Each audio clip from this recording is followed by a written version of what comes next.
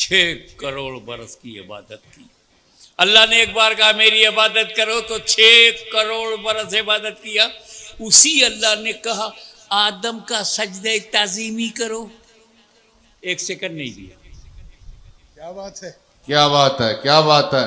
इस कुलना लिल मलाइकति इसजुदू ले आदम फसजदू इल्ला इब्लीस। अल्लाह ने हुक्म दिया कि आदम का ताजीमी सजदा करो तो सब सजदे में चले गए, इल्ला इब्लीस ताजीमे आदम से इनकार कर दिया। हम पहचान गए। क्या बात है, क्या बात है, सुभान अल्लाह। आपने पहचाना कि नहीं? बेशक। तुम सब पहचान जाओ। क्या इबादत कहो तो करेगा, नबी की ताजीम कहो तो नहीं करेगा। क्या बात है, क्या बात है। और ये कुरान से साबित है, कुरान से, क्या बात है।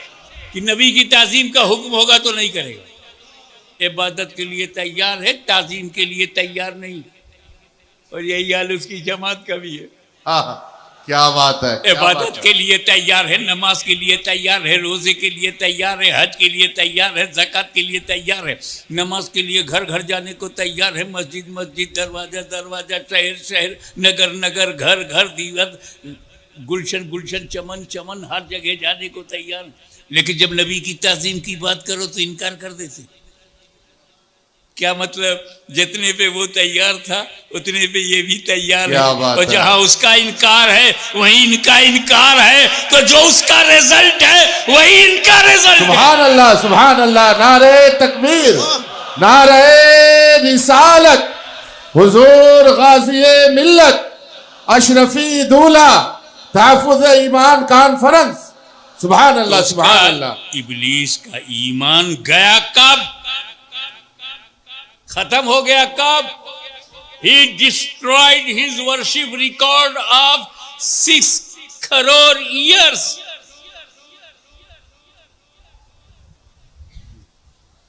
ईमान गया कब?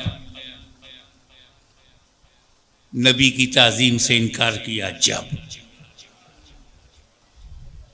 Position door of paradise was open for him 24 hours. अल्लाह ताला ने क्या किया? Get out from paradise permanently. सुभान अल्लाह, सुभान अल्लाह। कोई है बेंगलोर में जो इब्लीस को जन्नती माने, शैतान को जन्नत का माने, क्या बात है। जन्नत से निकाला हुआ माना? अंदर था,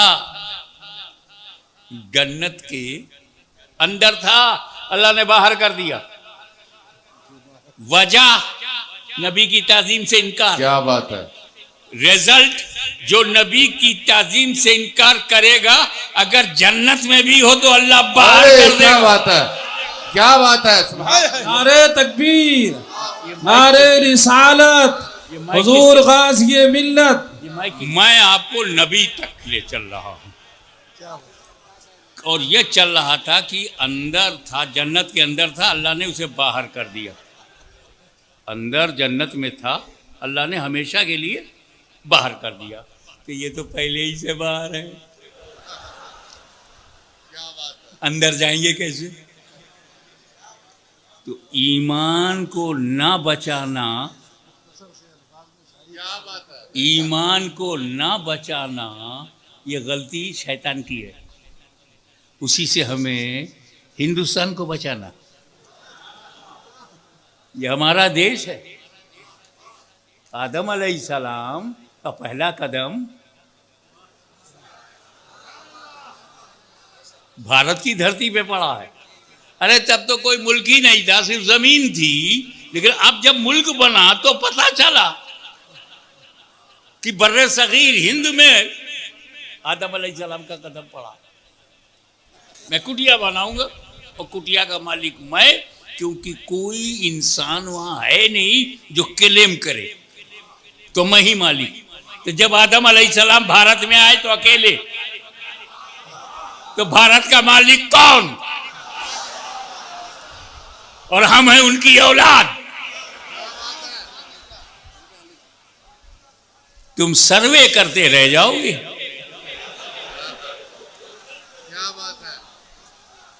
हमारी हकीकत को समझना मुश्किल है।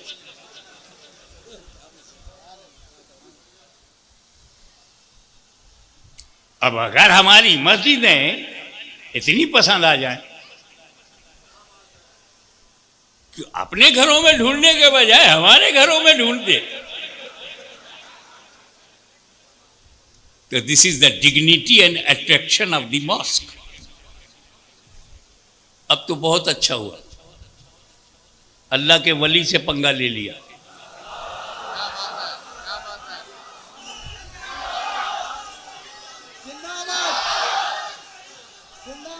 ख्वाजा गरीब नवाज से पंगा ले लिया। ये वही गरीब नवाज है जिसे दुनिया का कोई राजा न दबा सका।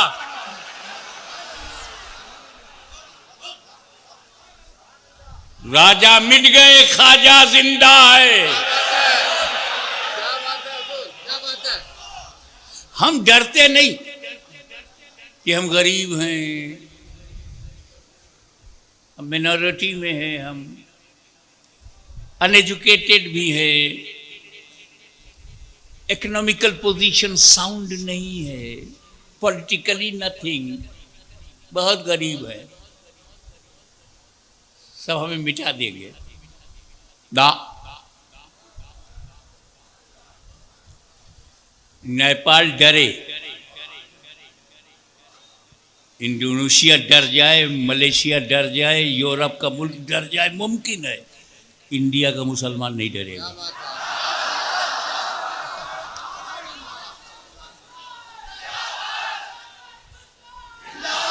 इस मुल्क में गरीबों को कोई खतरा नहीं, अमीरों को खतरा। अमीरों अपनी पोजीशन बचाओ, जितने हमले हैं तुम्ही पे होंगे, जितनी एजेंसी है तुम्ही को ढूंढेगी, पॉलिटिकली तुम्ही डैमेज किए जाओगे। अमीर को खतरा है, गरीब को नहीं। कश्मीर से कन्याकुमारी तक अमीरों तुम डरो, गरीब नहीं डरेगा। उसकी वजह यह है कि अमीरों को बचाने के लिए कोई अमीर नवाज नहीं है, और गरीबों को बचाने के लिए गरीब नवाज।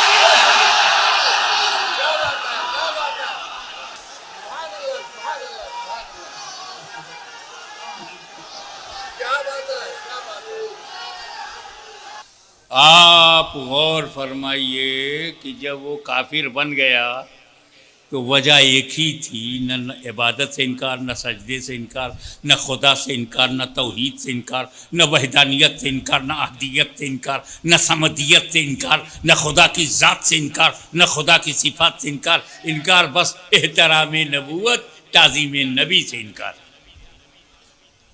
तो अब जब कोई ताज़ीम नबी से इनकार करने वाला मिल जाए तो झगड़ा मत करना, समझना मुलाकात हो गई। क्या बात है। निकला तो क्या कह के निकला, आदम की वजह से मैं इंसल्टेड, रिजेक्टेड, बिकॉज ऑफ आदम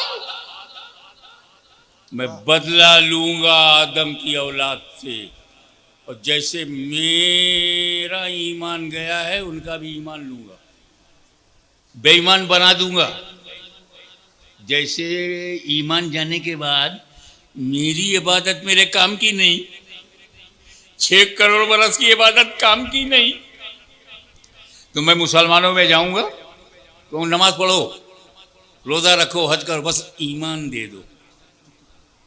क्योंकि मेरा जब ईमान गया तो मेरी इबादत बेकार हो गई, इनका ईमान ले लूंगा तो इनकी भी इबादत बेकार हो जाएगी। अल्लाह ताला ईमान को फैलाने के लिए, इस्लाम को फैलाने के लिए नबी भेजता रहा, रसूल भेजता रहा, और वो अकेले अपने दम पर टकराता रहा।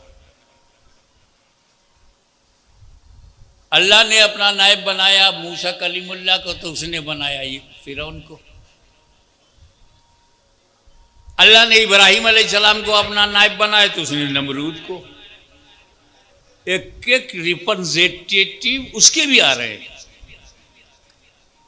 ये सिलसिला अभी भी जारी है। अब जब मेरा आखिरी नबी आया, वो पैदा हुए नबी बहुत रोया। मूसा पैदा हुए तो नहीं रोया, इब्राहिम पैदा हुए नहीं रोया। जब 12 रबीउल अव्वल को नबी आए तो बहुत रोए, बड़ा दुखी था। तो मिलादे नबी सुनते ही, बर्थ ऑफ प्रॉफिट सुनते ही, मिलादुन नबी सुनते ही बहुत रोया। आज भी कुछ लोग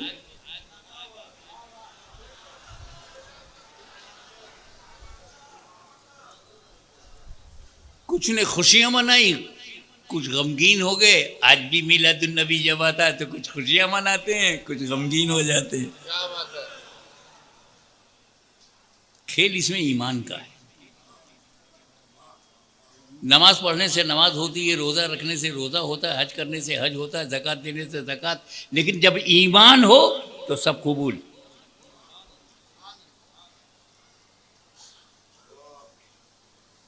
ईमान की इंपॉर्टेंस ये समझो कि 5 pillars of Islam, 5 pillars of Islam, ईमान, तौहीद, नमाज, रोज़ा, हज और ज़कात। ये 4 फर्ज जो है ना, ये साथ खड़े तो हैं, आपस में मिलते नहीं।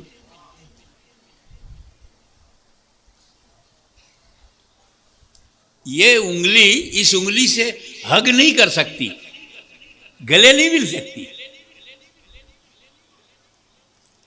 लेकिन ये तौहीद इससे सब मिल सकते। नमाज भी मिल गई, रोज़ा भी मिल गया, हज भी मिल गया, ज़कात भी।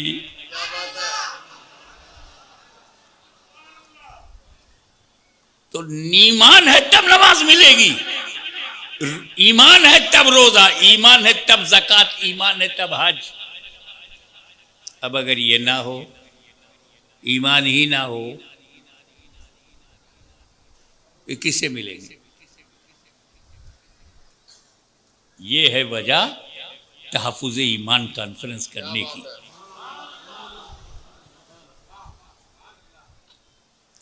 अब एक साहब मेरे पास आए, गए हुजूर फाउंडेशन स्टोन रखना है।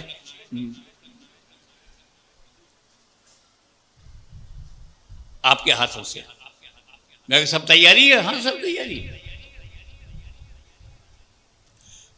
Cement, concrete, rod, labour, engineer सब तैयार है। सरकार जमीन नहीं है। अब बताओ जमीन नहीं है तो मैं कहाँ फाउंडेशन करूंगा? यही हाल इनका है। नमाज, रोजा, हज, ज़कात, ईमान नहीं।